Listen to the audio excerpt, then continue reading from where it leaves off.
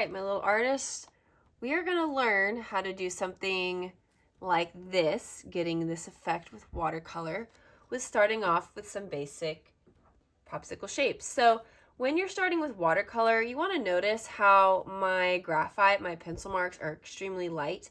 If you outline things with Sharpie, or if you press down really hard and you have really dark pencil marks, it's going to affect your watercolor.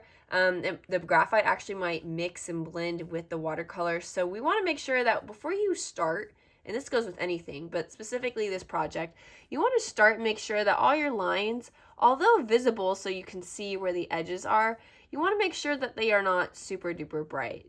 So make sure you have lightened up the lines to your liking and getting it to a point where you're happy with it before you get started. Now, before we start with the paint, I'm going to take a white crayon, and you can do this same thing with a white oil pastel, but we've talked about all of the different types of basic watercolor techniques by now. So we're going to do a crayon resist, or like I said, oil pastel, whichever one you want to use. It is a wax-based art product, so it will work with either. We are going to go ahead and put in our highlights before we start, and so that way we kind of get an idea of, where our shininess are going to come from. And it might not be very visible. I'm not going to press down too terribly hard. Can make my highlights not always connect, but we're going to go with the curve of these guys, obviously. And they're not going to be the brightest highlights. They're not going to be the most obvious. And unless you use way too much paint and water, you should still have visible highlights by the end of your project. Now, that probably looks like I did absolutely nothing. On camera, it doesn't even look like I did anything, but I promise this is going to come back and help us because we're about to start adding our paint, so you should be able to see the highlights. And I'm only doing this on 4 watercolor popsicles right now. I know the very first goal for your first day of working is to only do 4 popsicles, but you can go ahead and take the crayon or oil pastel and draw your highlights on all 9 of your popsicles. That way you don't forget about it later, and that way obviously you can't really fix it. So go ahead and take this and then add all of your highlights. So if I bring back my example and we just kind of look at them, I want to point out a couple things. So first things first, we are not painting the sticks right now. We are not painting the sticks. Also, some of my popsicles have the little divots inside. We are not worrying about those either. We are just applying paint, and we're not even worrying about making it really bright or pigmented. We're just doing a lot of foundational paint, okay? And the only way that this is gonna work is if you are patient. So these look really bright on camera. It's because I was patient and I waited before I did my next layer. So just know that I'm gonna have goals for you guys and stopping points. That way you don't get overworked with the paint and you start scraping the paint and the paper starts to get all like flaky. That happens when you use too much water. So we just wanna make sure that we're taking our time in order to get to somewhere like this. Okay. Another thing I want to point out is how my watercolor has dried in some of these areas. Okay. That is the really fun part about watercolor, is it is unpredictable about how it dries. Okay. So it's not going to be super smooth and perfect. And to be quite honest, I don't think that is realistic for watercolor. So you need to get into this mindset right now that it is not going to be a perfect smooth blend like we see with Prisma or acrylic or graphite or charcoal. We're not getting super smooth blends. It's going to dry and it might be a little choppy looking. That is what watercolor does. That is the property of watercolor. So I just want to make sure we're all on the same page about how watercolor is supposed to look and to be mindful that it is a process. Okay, so I'm going to go ahead and I'm going to get started. So we've talked about wet on wet and wet on dry. If I'm wanting to do a more wet on dry, you're definitely going to want to make sure that you are more patient. So I'm going to literally just start with my color that I'm wanting. And I'm going to go with the curve of my popsicle. And I don't necessarily want to have the whole thing be this magenta. Also, something I should preference is that I love to paint, and so I have a pre-made kind of palette with a bunch of pretty colors. Obviously way more than what y'all have access to in the class. So if you're wanting to get a, magenta or pink, a prettier orange or whatever, you can mix it on your lid, and we talked about how that works. So I'm gonna just kind of use the colors that I have, almost like I'm cheating, so I'm sorry. But I wanna make sure that you guys are just aware that's how I'm getting my specific colors. And you can see right there on camera, that is where I put my highlight. And again, if I were to put too much, then my highlight would be gone. And we can always try to add a highlight back if you like really, mess up. But be very mindful about not using too much. And as you can see, I kind of messed up and I got a little bit outside the lines. Obviously be very careful, because once you start to get outside the lines, it starts to just go everywhere. Okay, so I'm going to take just water right now, and I'm just going to blend this out.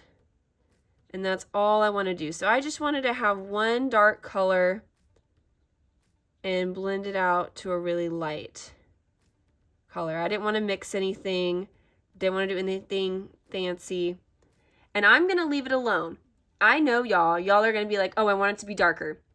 I want more paint. I want blah, blah, blah.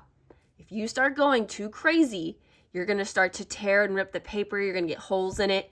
That's why I wanted to do a project where they're smaller and it's a lot of the same thing. So you can use different colors, experiment with the different things.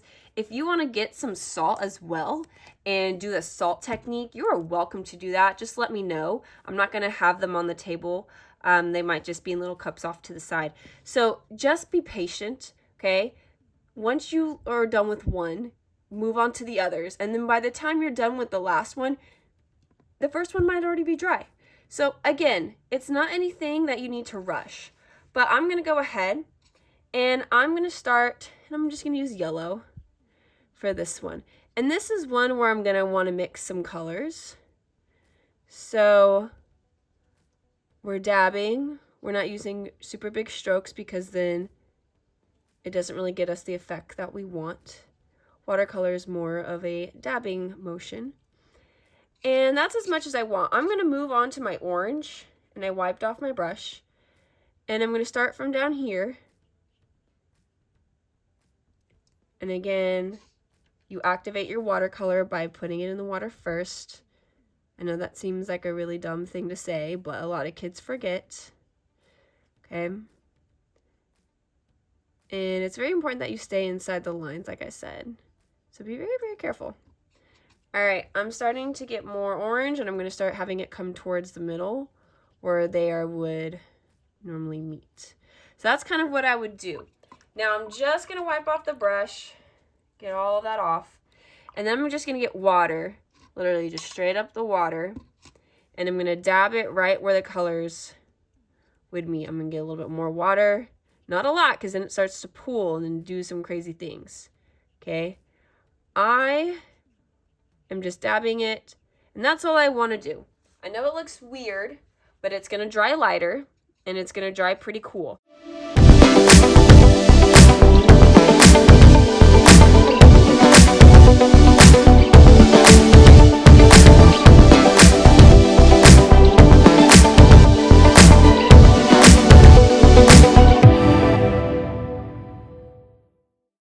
Okay, so I'm noticing down here, this is where it's starting to pool because I'm using a lot of water.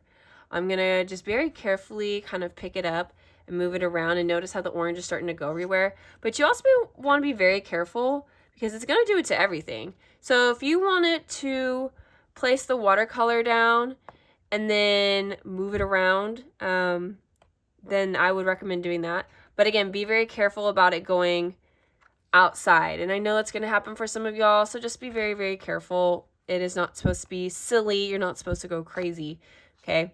So I'm going to kind of just leave it like that and see what happens. I'm going to add a little bit of salt to this blue guy and then just kind of see how that dries. I'm going to go ahead and just paint this last one. So of course this dried very weird, but kind of cool. So this is after my first layer. I want you guys to do a second layer on like the third, fourth day of the project, but for the sake of time, I'm just gonna roll with what I have here. That way I show you how to do the little divots and then how to paint the popsicle sticks. So something to consider, and I forgot to mention this earlier, but if your water is like really dirty, you don't need to ask to clean it. You just go get fresh water. So I'm gonna take the brown and I am going to coat the whole stick. And then I'm gonna coat all the other ones. And then basically I'm gonna do a wet on dry. So I'm gonna do my first layer of just brown. And then once it's all dried, I'm gonna go ahead and show you guys how to create the smallest little shadowy effect right underneath the popsicles. So I'm gonna go ahead and just kind of finish doing the popsicle sticks. And also, I wanted to make you guys wait because I know it is very tempting to want to just paint the entire popsicle. But if you did that, the wet paint would seep into the other wet paint and it would just infect the whole thing. So we want to make sure that everything is nice and dry before we paint the popsicle sticks. Okay, so all of my paint has dried. And so now it's got kind of that light brown appearance. So I'm going to take my brush and I'm going to dip it in the brown again. So this is the, wet on dry. And I'm just going to put a little bit of brown right underneath the popsicles. And I don't want a lot. I'm going to wipe up my brush and I'm just going to put just some water. So this is just water. I'm going to dab it. And then that way it can kind of fill the rest of the popsicle. I'm going to take my brown again. Make sure it's just right underneath that popsicle. And then again, you don't want too much paint. You don't want too much water. I'm going to clean off my brush again. This is just pure water now. Dabbing it, filling the whole rest of the popsicle stick. And that way you get that nice second coat and that nice layer. And it's a very subtle shadow. So it's not going to be like crazy dark. We're not mixing it with black. We're not doing any of that business. It's not going to be crazy. And again, watercolor dries very differently. So the last step is to create divots. Now, if you're struggling with making these or you really like how your popsicle's blended and you don't want to mess it up, the divots are completely optional. So if you just have the popsicle and then the sticks and that's it, that's fine with me. But I am going to show you how to do the divots. So I'm going to take a marker, and this is a washable Crayola marker, and I'm going to make a C shape, kind of like a block letter C. And I'm going to just draw them like so. And of course you need it to be water soluble, meaning it does dissolve in water in order for this technique to work. Now, if you just left it like that, that looks really weird. So you want to take your brush and you're going to dip it just in the water.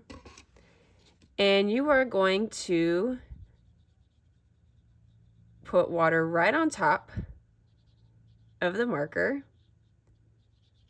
And then that way, it creates a very subtle kind of shadow